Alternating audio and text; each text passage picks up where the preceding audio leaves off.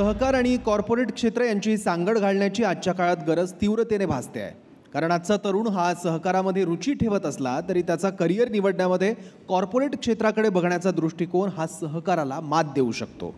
वास्तविकता सहकार क्षेत्रात बदलते विज्ञान तंत्रज्ञानाचा आधार घेत सहकार क्षेत्रात तरुण पिढीने मोठ्या प्रमाणात येण्याची गरज आहे आणि हाच विषय आताच्या चर्चासत्रात आपण निवडला आहे. तर सहकार क्षेत्रात भरीव काम करणारे सहकार क्षेत्रातील अभ्यासक प्रताप पाटील आणि सुधन गोल्डचे संचालक Sandeep Omprakash Koyate, diploma in cooperative management, संचालक समता नागरी सहकारी पतसंस्था हे आजच्या तरुणांच्या मनात असणारे प्रश्न प्रातिनिधिक स्वरूपात मांडणार आहेत. सहकार क्षेत्रातले तज्ज्ञ अभ्यासक आणि राज्य सहकारी बँकेचे प्रशासक विद्याधर अनासकर हे निर्माण होणाऱ्या प्रश्नाची सहकाराशी सांगड घालणार आहेत. मात्र त्याआधी आपले जे मान्यवर असणार आहेत त्यांचा आपण सत्कार करणार आहोत आणि मगच आपण या संवादाला सुरुवात करणार आहोत. तर मी विनंती करते सहकार क्षेत्रातील अभ्यासक प्रताप पाटील यांना मंचावर येण्याची आणि सुधन गोल्डचे संचालक संदीप कोयटे यांना मंचावर येण्याची विनंती करते. आणि त्यांच्या सत्कारासाठी मी विनंती करेन IG पटेल यांनीही मंचावर यावं आणि या दोघांचाही शाल आणि स्मृतिचिन्ह देऊन सन्मान करावा.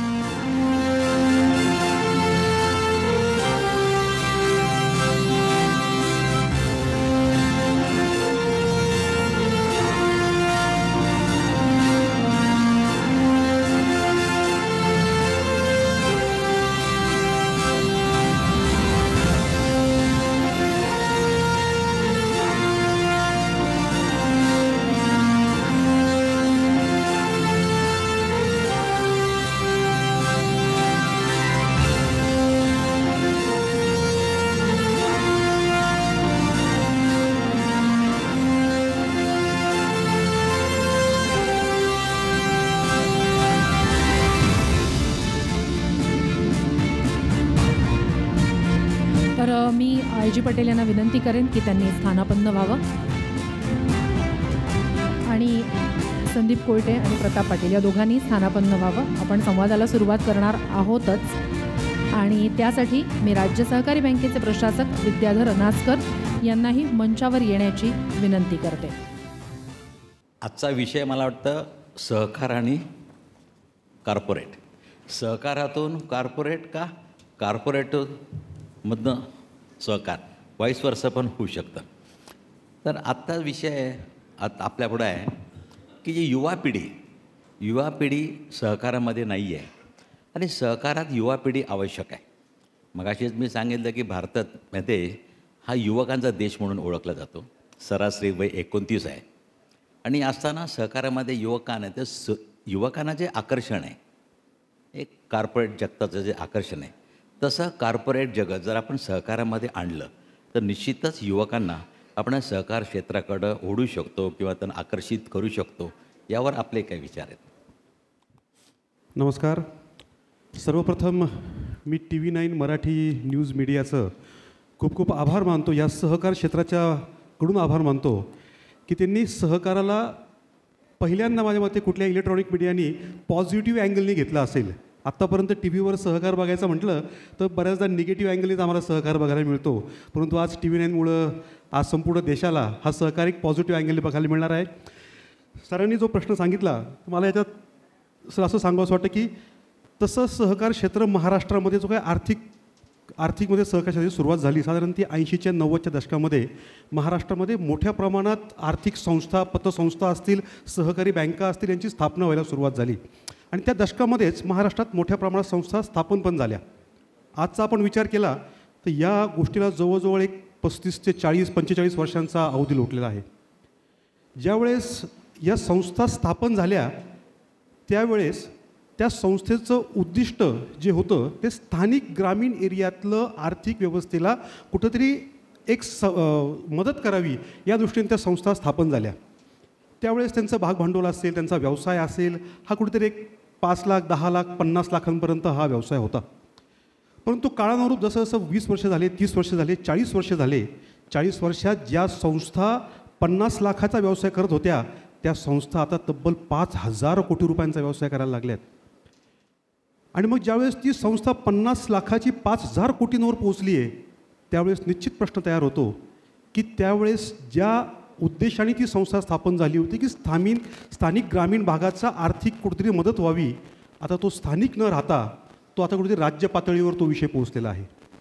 आणि मग त्या राज्य पातळीवर ज्यावेळेस संस्था काम करायला लागली आहे त्यावेळेस त्या संस्थेने स्थापन करताना जे उद्दिष्ट ठेवलेले होते, जो एक व्हॅल्यूज असा सेट केलेल्या होत्या, त्या आता चालणार आहेत का? त्याला कुठेतरी आपल्याला कदाचित बदल करावा लागेल.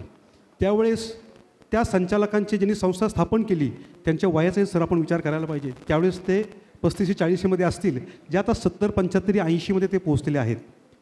त्यामुळे त्यांच्यामध्ये तेवढी कॅपॅसिटी आत्ताच्या या नवीन आर्थिक वाढ जी होती संस्थेची तेवढी सांभाळण्याची कॅपॅसिटी त्यांच्याकडं आहे का, हा प्रश्न त्यात निर्माण होतो. आणि त्यालाच तुम्ही सकाळी एक उत्तर दिलं की ह्याच्यात प्रशिक्षण खूप गरजेचं आहे, की या सर्व संचालकांनी किंवा एव्हाना सर्व सभासदांनी वेळोवेळी संस्था चालवण्याकरता प्रशिक्षण घेणं गरजेचं आहे. नाही, मी एक तुम्हाला मध्येच थोडंसं थांबवतो. हो सर. मला असं तुम्हाला विचारायचं की संस्था जशी जशी मोठी होते तर मोठी झाल्यानंतर त्या संस्थेने कॉर्पोरेट कल्चर स्वीकारलं पाहिजे असं आपल्याला वाटतं का? मुळात कॉर्पोरेट म्हणजे सहकार म्हणजे कोऑपरेटिव्हचा जन्मच हा मला असं वाटतं की कॉर्पोरेटला कुठंतरी थांबवण्याकरता झालेला आहे. कारण की ग्रामीण भागातल्या लोकांना कॉर्पोरेट स्ट्रक्चर तसं पटत नव्हतं, म्हणून हा सहकाराचा उदय झाला आणि तो सहकार वाढलासुद्धा. परंतु आता काळानुरूप पूर्णपणे सहकार क्षेत्राने कॉर्पोरेट स्वीकारणं योग्य आहे असं मी म्हणणार नाही, परंतु काही प्रमाणामध्ये 50%, 60% प्रमाणामध्ये कॉर्पोरेट स्ट्रक्चर ह्या कोऑपरेटिव्ह सेक्टरनी निश्चित स्वीकारलं पाहिजे असं माझं एक मत या ठिकाणी. पाटील साहेबांना विचारतो, कॉर्पोरेट कल्चर आणि आधुनिक तंत्रज्ञान स्वीकारलं म्हणजे कॉर्पोरेट कल्चर स्वीकारलं असा अर्थ होतो का एक? किंवा सहकाराने आधुनिक तंत्रज्ञान स्वीकारलं म्हणजे कॉर्पोरेट, तुम्हाला सांगतो कॉर्पोरेटचं एम्स, उद्दिष्ट, ऑब्जेक्ट एक भाग, आणि कॉर्पोरेटचं लुक ज्या प्रकारे आहे, कॉर्पोरेट ऑफिस असणं, तुम्हाला ज्या प्रकारे तुमचे एकंदर स्टाफ असणं, त्याचं ॲलोकेशन असतं, हे सहकाराने स्वीकारावं तरच युवक आकृष्ट होईल. सहकाराचा प्रिन्सिपल तसंच राहील. फक्त कल्चर म्हणजे काय, तुमची जी वागणूक आहे, तुमचं एकंदर जे प्रेझेंटेबल आहे, तुम्ही कॉर्पोरेटसारखं प्रेझेंटेबल असावं हाच उद्देश आहे का? कॉर्पोरेटचं जे काही ऑब्जेक्ट आहे ते पण उद्दिष्ट आहे ते पण सहकाराने स्वीकारावं असं तुम्हाला वाटतं? सर, मला वाटतं आपण थोडं मागं जाऊया. म्हणजे मी सुरुवातीपासून सांगेन की याला खूप मोठी पार्श्वभूमी आहे. म्हणजे सहकार ही संकल्पना आहे आणि सहकार हा मानवी स्वभाव आहे, मानवी धर्म आहे. म्हणजे मला असं सांगावं लागेल की आत्ता चर्चा फक्त छाव्याची आहे भारतामध्ये, आणि आपण छत्रपती संभाजीनगरमध्ये आहोत. विषय सहकाराचा आहे. या सगळ्याचा परस्पर संबंध आहे. कारण जर त्यावेळेला संभाजी महाराजांना सहकार्य आणि सहकार मिळाला असता तर कदाचित इतिहास बदलला असता. म्हणजे छत्रपती शिवाजी महाराजांनी स्वराज्य स्थापन केलं, सहकारातून केलं. त्याच्यानंतर आपण स्वातंत्र्य मिळवलं, ते सहकारातून मिळवलं. स्वातंत्र्यानंतरची जी आर्थिक उन्नतीची गरज होती त्याला चालना मिळाली, ती सहकारातून मिळाली. आणि सहकार हा स्वभाव आहे, सहकार ही गरज आहे आणि ती काळानुरूप बदलते. आता जर काळ बदलला आहे तर काळाबरोबर सहकाराने देखील बदललं पाहिजे. आणि मुळात कॉर्पोरेट असेल किंवा सहकार असेल तर याची बेसिक संकल्पना ही मनुष्यबळ विकासाचीच आहे. म्हणजे ज्या वेळेला आपण 60च्या दशकामध्ये महाराष्ट्रामध्ये सहकार रुजवला गेला, याच्यामध्ये यशवंतराव चव्हाण साहेब असतील किंवा त्यानंतर वसंतदादा किंवा पवार साहेबांनी ज्या पद्धतीने सहकार रुजवला त्याच्यामधली मूलभूत संकल्पना ही मनुष्यबळ विकासाचीच होती. उपलब्ध साधनसामुग्रीचा वापर करून म्हणजे स्थानिक लोक, विशेषतः ग्रामीण भागामध्ये याला चालना देणं आणि आर्थिक स्रोत निर्माण करणं. फक्त आर्थिक आहे का तर तसंही नाही आहे. कारण त्यावेळेला जे प्रयोग केले गेले म्हणजे प्रवरा असेल, वारणा असेल, म्हणजे राजाराम बापूंचं हे असेल, अशी भरपूर उदाहरणं देता येतील की सहकारातून एक संस्था निर्माण झाली, पण त्या संस्थेने त्या विभागाचा विकास, मग त्याच्यामध्ये शैक्षणिक विकास झाला, सांस्कृतिक विकास झाला. म्हणजे एकूणच मनुष्यबळ विकास होण्यासाठी ही गोष्ट अतिशय पूरक ठरली. त्याच्यामुळे मला नाही वाटत की सहकार आणि कॉर्पोरेट हे वेगळं आहे. हे माध्यम आहेत दोन्ही काम करण्याची.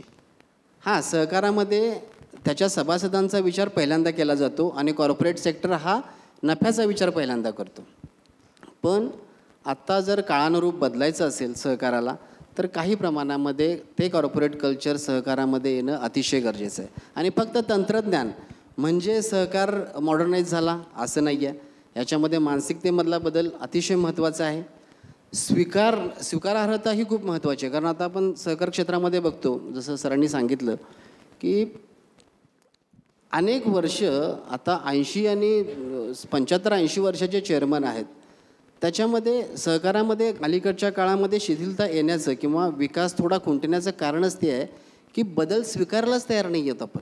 म्हणजे जो बदल शेवटी ग्राहकाला काय आहे, ग्राहक आहे, त्याला खाजगी क्षेत्र आणि सहकार क्षेत्र असं वेगळं काहीच नाही आहे. त्याला सेवा महत्त्वाची आहे, त्याला गुणवत्ता महत्त्वाची आहे उत्पादनाची.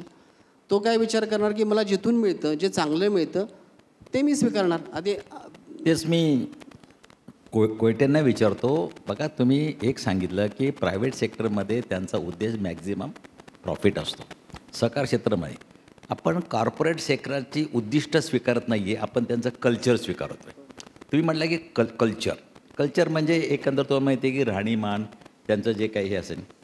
आता एखाद्या सहकारी बँकेने आधुनिकतेचा स्वीकार केला, इंटरनेट बँकिंग केलं, त्यांना हायफाय क्रेडिट कार्ड दिलं, हे दिलं आणि एकदम हायफाय कल्चर केलं. पण या हायफाय कल्चरला जो काही माझा ग्रामीण भागातला ग्राहक आहे की ज्याला हे कल्चर माहीत नाही, ज्याला इंटरनेट बँकिंग माहीत नाही, ज्याला डेबिट कार्ड क्रेडिट कार्ड कसं ऑपरेट करायचं माहीत नाही, ज्याला ATM कसं करायचं माहीत नाही. आजही अनेक ठिकाणी मला विचारलं ATM म्हणजे ATMच्या आत एक मनुष्य बसलेला असतो का पैसे द्यायला, असं पण आज एवढी साक्षरता नाही आहे. तर हा मनुष्य या हायफाय कल्चर स्वीकारल्यानंतर आपल्यापासून लांब जाईल, आपल्यापासून, कारण का ह्या कल्चरला अनेक लोक थोडीशी बुजतात. तर आपलं जे एक स्ट्रेंथ आहे आपली की सामान्य तळागाळातला व्यक्ती हा आपल्यापर्यंत सहज येऊ शकतो, सहज इझिली आपण त्याला ॲक्सेसेबल असतो.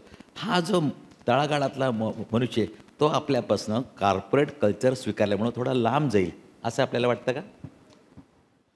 सर, काही प्रमाणामध्ये आपण जसं म्हणताय ते चुकीचं आहे असं म्हणता येणार नाही, तेही योग्य आहे. परंतु आपल्याला एक असाही विचार करावा लागेल की जो 90च्या दशकामध्ये या सहकारी संस्थेचा ग्राहक होता, सभासद होता, तोच ग्राहक होता, तो ग्राहक आज रिटायर झालेला आहे. आज त्याचा मुलगा जो आहे तो उच्च शिक्षण घेऊन शहरामध्ये नोकरीला गेलेला आहे, कामाला लागलेला आहे, IT कंपनीजमध्ये आहे. त्याच्या वडिलांना, त्या मुलाच्या वडिलांना त्यांच्या पूर्ण वर्षभरात जेवढा पगार मिळायचा नाही तेवढा पगार तो मुलगा दर महिन्याला घेतो आहे. मग आज सहकाराचा जो सभासद आहे, जो ग्राहक आहे, हा ग्रामीण भागात थांबला आहे का? तो कुठेतरी शहरात निघून गेला आहे. पण त्याचं नातं कुठेतरी ग्रामीण भागात जोडलेलं आहे, कारण त्याची शेतजमीन आज जमीन त्या गावामध्ये आहे. मग त्याला जर त्या सहकारी संस्थेशी व्यवहार करायचे असतील तर निश्चित त्या कॉर्पोरेट सेक्टरप्रमाणे जे काही टेक्नॉलॉजीज आहेत त्या पतसंस्थांना किंवा सहकार क्षेत्राला या स्वतःकडं त्याचा अवलंब करावा लागेल. अन्यथा एका वेळेनंतर, काही काळानंतर जो त्याचा जुना रिटायर्ड झालेला कस्टमर आहे तोही संपला की मग या सहकारी संस्थांनी कोणाबरोबर व्यवहार करायचा, कारण की तो ग्राहक आता होता तो शहरात निघून गेला आहे. ह्या प्रश्नामुळं तुमचं म्हणणं एकदम बरोबर आहे की याचा अर्थ असा की या कॉर्पोरेट कल्चरचा आत्मसात स्वीकार करायचा असेल तर त्या माणसाला, आपला जो काय ग्राहक आहे त्याला प्रशिक्षण दिलं पाहिजे, तो प्रशिक्षित असला पाहिजे. तो प्रशिक्षित नसेल तर तो कॉर्पोरेट कल्चरपासून स्वतःला दूर ठेवेल. तर प्रशिक्षणाचं काम कॉर्पोरेट कल्चरला त्यांनी वेल वर्स व्हावं, त्यांना ॲक्वेंटेड व्हावं, तर याचं काम ते काम कोणी करावं? निश्चितपणे ते काम या सहकारी संस्थांचंच आहे की, कारण तो त्यांचा ग्राहक आहे. ह्या सहकारी संस्थांनीच आपल्या ग्राहकाला, आपल्या सभासदांना वेळोवेळी शिकवलं पाहिजे की ही नवीन टेक्नॉलॉजी आलेली आहे आणि ही टेक्नॉलॉजी अवगत जर तुम्ही केली तर तुमचं कामकाज खूप सोपं होणार आहे. कदाचित ही टेक्नॉलॉजी तुम्ही अवगत केली, तुम्हाला संस्थेत याची सुद्धा गरज नाही, तुम्ही घरबसल्या ते काम करू शकतात. मग ही टेक्नॉलॉजीसुद्धा सहकारी संस्थांनाच कदाचित त्या ग्राहकाच्या घरी जाऊन त्याला शिकवावं लागेल, प्रशिक्षित करावं लागेल. या एक्झॅक्टली मला तेच म्हणायचं आहे. आधी अंडी का आधी कोंबडी? तर कॉर्पोरेट कल्चरचा स्वीकार आधी करायचा नंतर शिकवायचं का लोकांना आधी corporate culture, internet, debit card कसं यूज करावं हे आधी माझ्या ग्राहकांना त्यामध्ये प्रशिक्षित केल्यानंतर कॉर्पोरेट कल्चर स्वीकारायचं, आपोआप ते कॉर्पोरेट कल्चरमध्ये आल्यानंतर हे करायचं का? नेमकं यामध्ये पहिली भूमिका आपण काय घ्यायला पाहिजे? नाही, आपल्याला याच्यामध्ये ना 2 भाग होतात. म्हणजे 60 ते 90चा कालावधी ज्या वेळेला सहकार खऱ्या अर्थानं म्हणजे काही वित्तीय संस्था पण त्या काळामध्येच डेव्हलप झाल्या आणि 90 नंतर जेव्हा आपण म्हणजे खुली अर्थव्यवस्था स्वीकारली त्याच्यानंतर झालेले समाजातले बदल म्हणजे लोकांचं जीवन पैसे आले जीवनमान बदललं आणि जीवनशैली देखील बदलली. मी गेल्या 10-15 वर्षामध्ये तर खूपच मोबाईल आणि या सगळ्या गोष्टी. आत्ता याचा जो परिणाम आहे तो समाजावर प्रकर्षाने जाणवतो. आपण ग्रामीण भागामध्ये जर गेलो तर अगदी 70-80 वर्षाचे लोकसुद्धा किंवा 60च्या वरचे पण अगदी स्क्रोल करत बसलेले असतात, रील्स बघतात आणि त्यांनी ते तंत्रज्ञान समाजातूनच अवगत केलं आहे. कारण पुन्हा हाच विषय होतो की हे एक सोशल माइंड आहे. त्यांच्या घरामध्ये त्यांची नातवंड त्यांची मुलं जेव्हा तंत्रज्ञान वापरतात तेव्हा साधारणपणे ते आणि सगळ्यात महत्त्वाचं आहे की ती स्वीकारार्हता ॲक्सेप्टन्स जो आहे ना तो एखाद्या सोप्या साध्या एंटरटेनिंग गोष्टीचा चटकन होतो आणि त्याच्यामुळं ही टेक्नॉलॉजी आता घराघरात पोहोचलेली आहे. अगदी ग्रामीण भागात वाडी वस्तीवर सहजपणे पोहोचलेली आहे. त्यामुळं आता राहिला प्रश्न प्रशिक्षणाचा. तर प्रशिक्षण हे ग्राहकांना नाही तर सहकारी संस्थांमध्ये काम करणारे जे लोक आहेत त्यांना गरजेचं आहे. कारण हा जो बदल आहे म्हणजे 90 नंतर का बदललं किंवा खाजगी क्षेत्राचा विकास का झाला तर सेवा हे झाली आणि सहकार क्षेत्र इतक्या प्रगतपणे आता त्याच्यामध्ये बरीचशी कारणं असू शकतात. पण हे प्रशिक्षण जर आपण सहकारी क्षेत्रातल्या म्हणजे संचालकांपासून ते कर्मचाऱ्यांपर्यंत दिलं की सेवा कशी द्यायची किंवा त्याच्यामधलं आधुनिकता कशी आणायची. एक्झॅक्टली मला हेच म्हणायचं होतं की कॉर्पोरेट कल्चर म्हणजे आपण जिथं सेवा देतो ती सेवा आधुनिक तंत्रज्ञानाचा अवलंब करून त्या ग्राहकाला जास्तीत जास्त चांगली सेवा फास्ट सेवा स्पीड ही स्पीडिली सेवा आणि त्याला घर बसल्या बसल्या कुठेही त्रास न होऊ देता सेवा पुरवणं हा खरं या कल्चरल कॉर्पोरेट आपण त्याला असं म्हणू. कॉर्पोरेट नुसतं फर्निचर किंवा नुसतं ड्रेस टाय सूट बूट घालून बसणं याला मी कॉर्पोरेट आपण मानत नाही. आपण सेवा तंत्रज्ञानाचा उपयोग करून स्पीडली त्याला देणं. थोडंसं ना एक उदाहरण सांगतो आपल्याला. माझा बऱ्याचशा सहकारी संस्था किंवा शासकीय संस्था आणि माझे माध्यम क्षेत्रामध्ये काम करत असल्यामुळे क्लायंटचं पण मी आता नाव नाही घेणार पण एक मोठी सुवर्ण पिढी आहे पश्चिम महाराष्ट्रातली. स्पर्धा वाढली. आता हे सहकाराला पण खूप लागू पडतं की मानसिकतेशी निगडीतच आपण काम करतो. म्हणजे शेवटी कारण कसं आहे की गेल्या अनेक वर्षांमध्ये म्हणजे जेव्हा स्वातंत्र्य मिळालं किंवा त्याच्यानंतरचा जो काळ होता त्याच्यामध्ये आपला जो GDP आहे त्याच्यामध्ये मॅक्झिमम कॉन्ट्रीब्युशन हे ॲग्रिकल्चर सेक्टरचं होतं. त्याच्यानंतर इंडस्ट्रीयल सेक्टर होतं आणि त्याच्यानंतर सर्व्हिस सेक्टर होतं. आज जर बघितलं तर जवळपास 52% सर्व्हिस सेक्टर आहे, 28% इंडस्ट्री आहे आणि 18% ॲग्रिकल्चर राहिलेलं आहे. आणि सहकार मात्र त्या वित्तीय संस्था वस्त्रोद्योग आणि म्हणजे कृषीशी निगडीत जे आहे मग दुग्ध व्यवसाय असेल किंवा प्रक्रिया उद्योग असेल याच्याशीच निगडीत आहे. ग्राहकांची गरज निवड बदललेली आहे. त्या क्षेत्रामध्ये अजून सहकार आलेला नाही आणि सहकाराचे कर्मचारी पण आलेले नाहीत. त्याच्यामुळे सेवा क्षेत्राचा विकास इतका झालेला नाही त्याच्यामध्ये की सर्व्हिस इम्प्रूव्ह करण्याच्या दृष्टिकोनातून. तर त्या सुवर्ण पिढीमध्ये जेव्हा ते घाबरले होते की नवीन नवीन स्पर्धक येत आहेत तर गोष्ट खूप सोपी होती की त्यांनी जाहिरात वाढवणं. पण असं नाही केलं.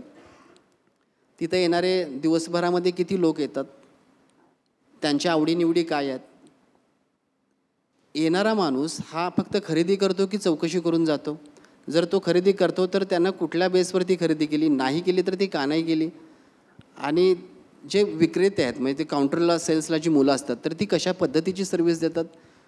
मग एखादा माणूस एखाद्या महिलेला कशा पद्धतीने एंटरटेन करतो, तिला बांगड्या असतील मंगळसूत्र असेल कसे दाखवतो किंवा मी हिऱ्यांचे दागिने कसे दाखवतो.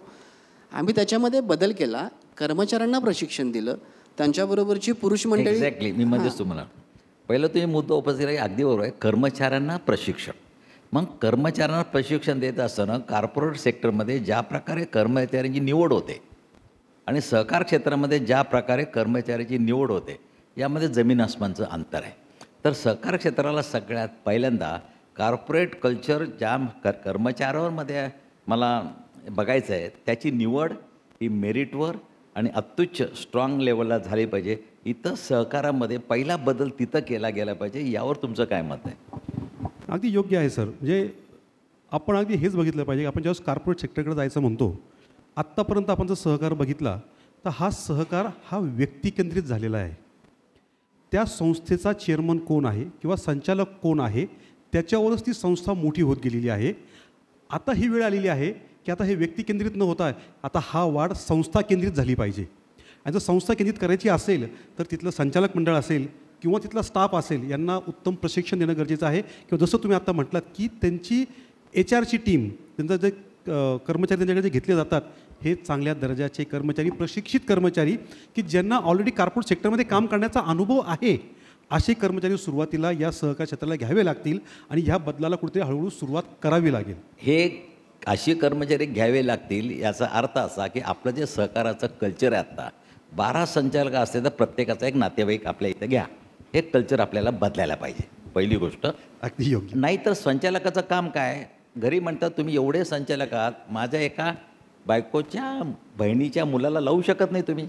हे कल्चर आपल्याला कॉर्पोरेटमध्ये नाही, ते कल्चर आपल्याला आणायचं असेल पहिले इथपासून सुरू केले पाहिजे. दुसरं तुम्ही सांगता व्यक्ती केंद्रित, त्या संपूर्ण 12 संचालक असतील, एक कोणतरी लीडर असतो आणि तो संपूर्ण कंट्रोल करत असतो. बाकीच्यांचं पार्टिसिपेशन, विरोध न करणं, गप्प बसणं, सपोर्टिंग रोलमध्ये असणं, हे आपल्याला कल्चर बदलायला पाहिजे. त्यामुळं सगळ्यांनी त्यामध्ये कॉन्ट्रीब्यूट केलं पाहिजे. तर यावर तुमचं काय म्हणणं आहे? नाही, अगदी योग्य आहे सर. म्हणजे इतके दिवस या ज्या संस्था मोठ्या झाल्या, जेव्हा 90च्या दशकात संस्था स्थापन झाली तिचा 50 लाखाचा व्यवसाय होता, जो आज 5,000 किंवा 500 कोटीपर्यंत पोहोचला, तो निश्चितपणे त्या संस्थेचे जे संचालक आहे किंवा चेअरमन आहेत त्यांच्या व्यक्तीच्या नावामुळं किंवा त्यांच्या विश्वासावर तो पोचला. आता ही वेळ अशी आलेली आहे की आता तुम्ही जसं म्हटलात तसं संस्था चालकांनी वेगवेगळ्या विषयाचे ट्रेनिंग, प्रशिक्षण दिले पाहिजेत, नवीन कर्मचारी त्यांनी घेतले पाहिजेत. आणि नुसते कर्मचारी फक्त कॉर्पोरेट सेक्टरचे घेऊन कर्मचाऱ्यांकडून कामकाज तसं करून घ्यावं, परंतु कल्चर जे आहे, जे सहकाराचं कल्चर आहे, हे सुद्धा त्या कॉर्पोरेट कर्मचाऱ्यांना शिकवणं गरजेचं आहे. मग कुठेतरी हे कॉम्बिनेशन तयार झालं पाहिजे की त्या कॉर्पोरेट कर्मचाऱ्यांना कोऑपरेटिव्हचं कल्चर द्यावं लागेल आणि मग त्या संस्थेचं कामकाज आपल्याला पुढे न्यावं लागेल, असं माझं वैयक्तिक मत आहे. एक विचारतो शॉर्टमध्ये की कल्चरपेक्षा आपण जर असं केलं की खाजगी क्षेत्रामध्ये कॉर्पोरेट कल्चरमध्ये जे काही चांगले गुण आहेत ते सहकार आणि कॉर्पोरेट सेक्टर यांचं जर काही कोलॅबरेशन केलं, त्यांच्याकडं भांडवल जास्त आहे, आपल्याकडं मनुष्यबळ जास्त आहे, तर यांच्याकडं दोन्हींचं कोलॅबरेशन करून कॉर्पोरेट म्हणजे आपण त्याला क्रॉस सेक्टर कोलॅबरेशन म्हणतो. आपलं सहकार क्षेत्र त्याचे काही वैशिष्ट्य आहेत, त्यांची काही वैशिष्ट्य आहेत. आपल्याकडं भांडवल कमी आहे, आपल्याकडं ह्युमनला महत्त्व आहे, सभासदाला महत्त्व आहे, त्यांच्याकडं भांडवलाला महत्त्व आहे. या दोघांचं कॉम्बिनेशन करून क्रॉस सेक्टर कोलॅबरेशन केलं तर निश्चित त्याबद्दल आपलं काय मत आहे? अतिशय म्हणजे खरं तर ही काळाची गरज आहे. म्हणजे मी 2 उदाहरणं सांगतो याच्यामध्ये. बऱ्याचशा छोटे म्हणजे सहकारी संस्था या फक्त गोकुळ किंवा याच्यासारख्याच मोठ्या असतात असं काही नाही. छोटे पण उद्योग असतात, महिलांच्या काही सहकारी संस्था असतात. तर एक उदाहरण असं आहे की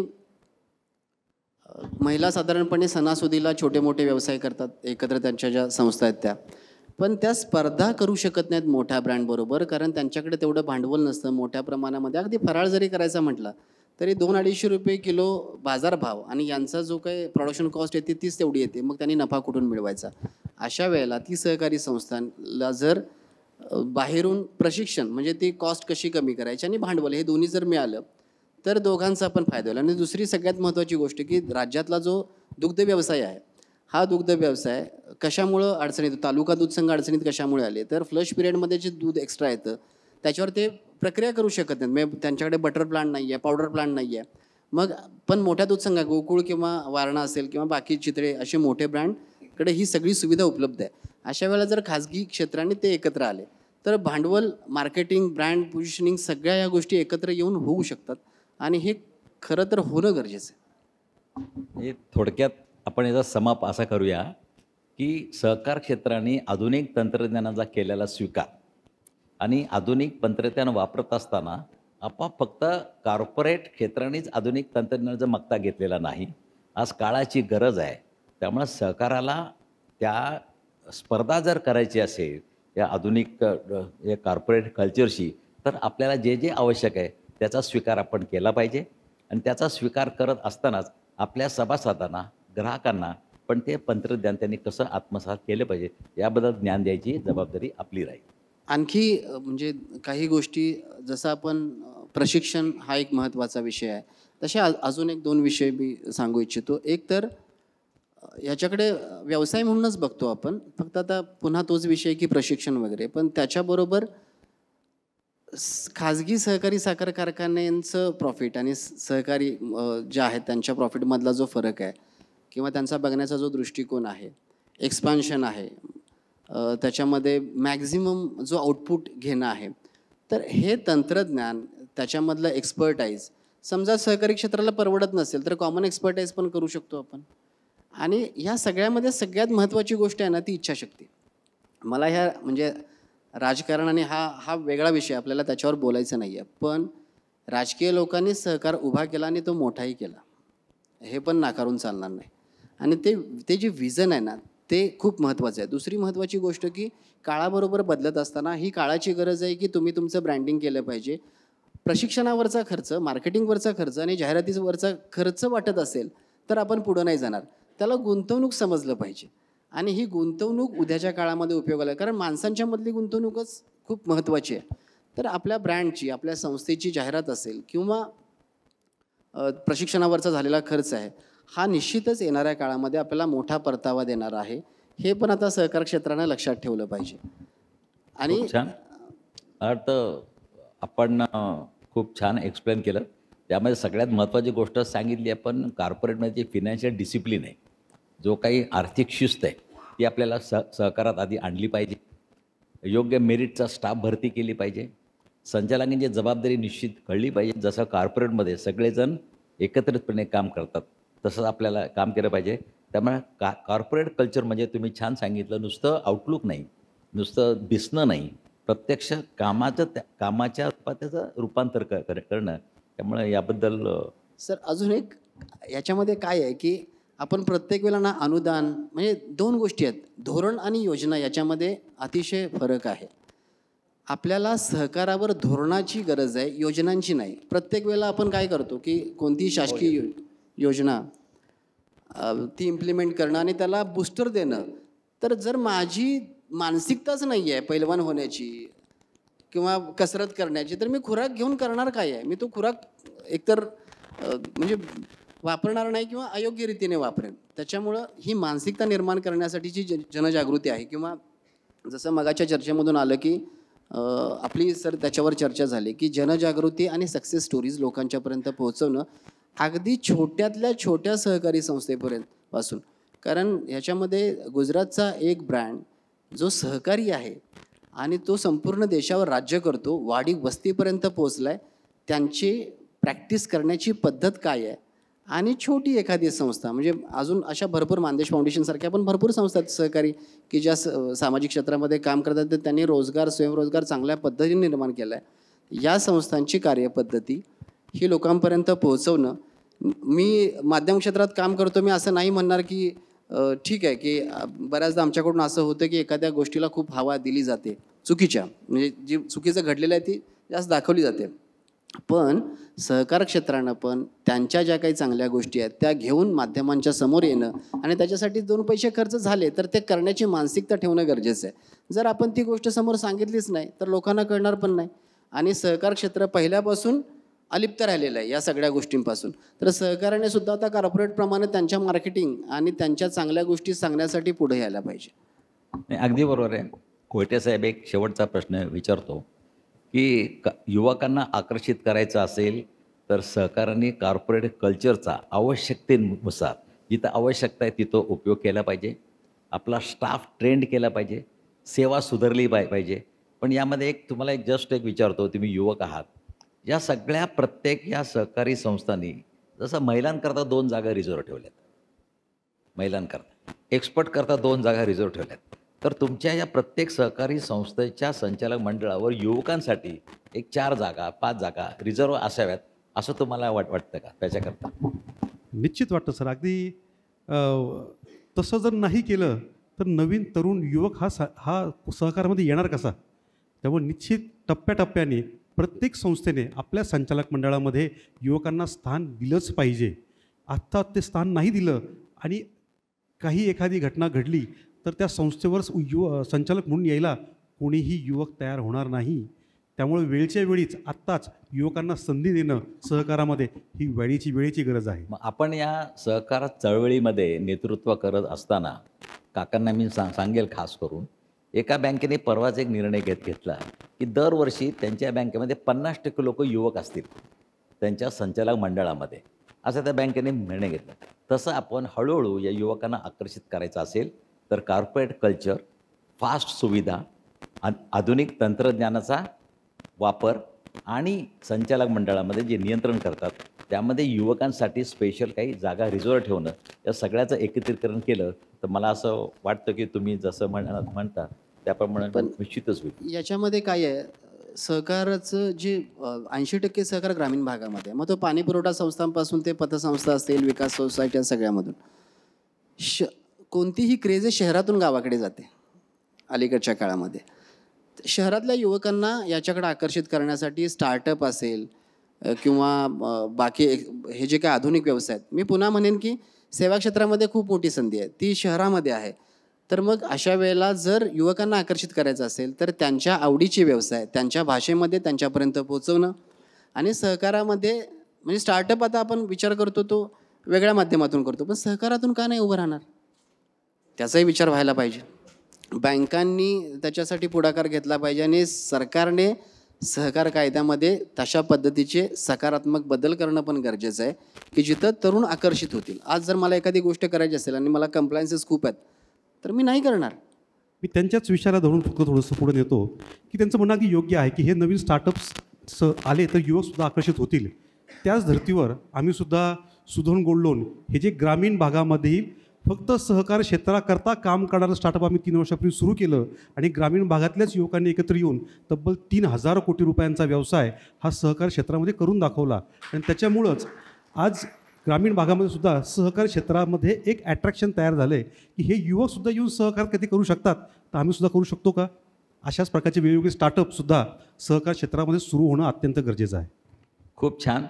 एक सामान्य नागरिक म्हणून मला एक छोटासा प्रश्न पडतो, तो मी तुमच्यावर मांडतो. युवक तुम्ही पुढं जाणार आहात, ही सगळी जबाबदारी याच्यापुढं तुम्ही सांभाळणार आहात, पण हे सगळं करत असताना ती सहकाराचं जे एक गुण आहे की पर्सनलाइज बँकिंग असेल, पर्सनलाइज रिलेशन असतील, ते आधुनिकतेचा स्वीकार केल्यामुळं या पर्सनलाइज रिलेशनमध्ये काहीतरी गॅप पडेल असं तुम्हाला वाटत नाही का? तसं म्हणता येणार नाही सर, कारण की जो माणूस ग्रामीण भागामध्ये जिथं सहकारी संस्था आहे, सहकारी ग्रामीण भागामध्ये हा लोकसंख्या तशी कमी असते, त्यामुळं पर्सनल टच हा तयारच होतो. विषय काय होतो की पतसंस्थेमध्ये काम करणारा किंवा सहकार क्षेत्रामध्ये काम करणारा हा जो कर्मचारी आहे हा स्थानिक असतो, त्यामध्ये स्थानिक संपर्क असतात. याच्या उलट ज्या प्रायव्हेट बँका आहेत त्यांच्यामध्ये काम करणारा कर्मचारी हा कुठून तरी बाहेरून आलेला असतो. म्हणजे आत्ता तरी आपल्याकडे नॅशनलाइज बँकांचे ब्रँच मॅनेजर हे मराठी व्यक्ती दिसायला लागलेत. पूर्वीच्या काळात बघितलं तर हे बाहेरचे सगळे परप्रांतीय सगळे आपल्याकडं ब्रँच मॅनेजर म्हणून असायचे, त्यामुळे तो पर्सनल टच निश्चित यायचा नाही. परंतु सहकारी संस्थांमध्ये जो कर्मचारी आहे हा स्थानिक असल्यामुळे तो टच तुटू शकत नाही सर. आपण कितीतरी टेक्नॉलॉजीचं ॲडॉप्शन केलं तरी जो पर्सनल टच आहे हा फक्त सहकारातूनच मिळू शकतो आणि हा तुटणं मला वाटतं जरी टेक्नॉलॉजी वाढली तरी हा तुटणार नाही.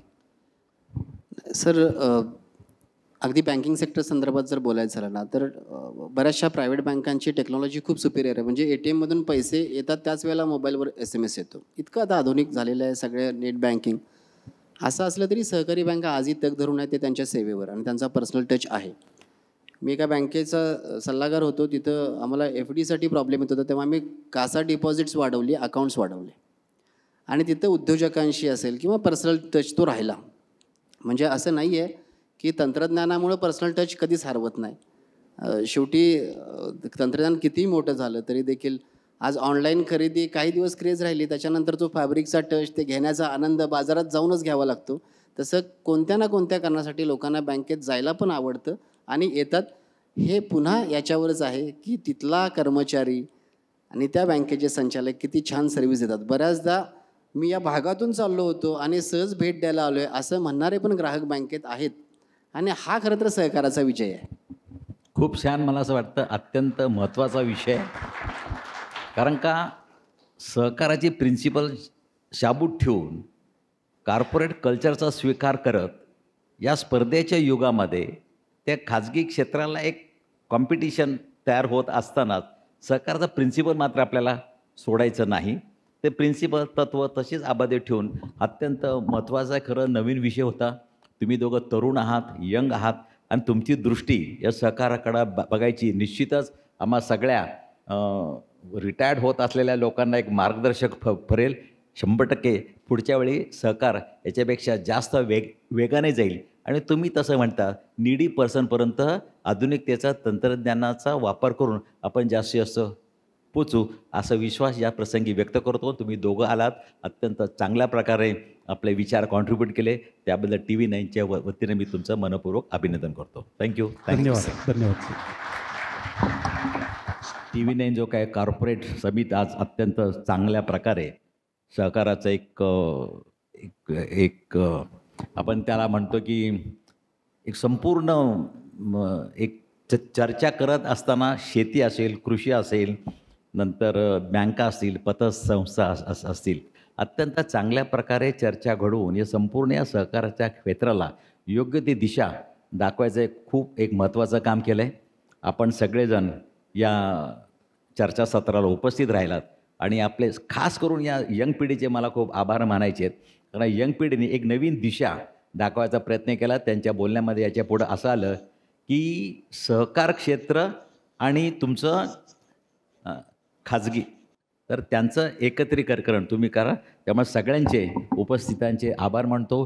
TV9चे सगळ्यात जास्त मी आभार मानतो, कारण सहकार क्षेत्राला प्रसिद्धी माध्यम या मीडियांच्या माध्यमातून जे बळकटी देण्याचं काम TV9नी केलं, त्याबद्दल आपल्या सगळ्यांच्या वतीनं TV9चे आभार मानतो आणि थांबतो. जय हिंद, जय महाराष्ट्र, जय सहकार.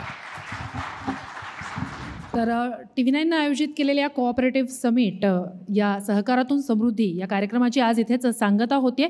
उपस्थित सगळ्याच मान्यवरांचे खूप खूप मनापासून आभार आणि या कार्यक्रमासाठी ज्यांनी सहकार्य केलं असे मान्यवर प्रायोजक presented by MSC bank, the Maharashtra state cooperative bank limited, सहकारातून समृद्धीकडे, supported by Saraswat cooperative bank limited, विश्वासाच्या नात्याची अविरत परंपरा, सुधन गोल्ड आजच निवडा सोपं आणि आकर्षक gold loan, MGM university, Chhatrapati Sambhajinagar empowering innovation through research, IG Patel foundation, WALMI जल व भूमी व्यवस्थापन संस्था, कन्हैया ॲग्रो, सर्वोत्तम संतुलित पशु आहार, प्रिंट पार्टनर दैनिक पुण्यनगरी, घराघरात मनामनात, radio partner superhit red FM 93.5 बजाते रहो, आउटडोर पार्टनर अभिषेक ॲडव्हर्टायझिंग. या सगळ्यांचे मनापासून आभार आणि उपस्थित सगळ्याच मान्यवरांचे खूप खूप मनापासून आभार. या कार्यक्रमात सहभागी झालात. कार्यक्रम संपल्याची या ठिकाणी आम्ही इथे घोषणा करतोय. खूप खूप धन्यवाद.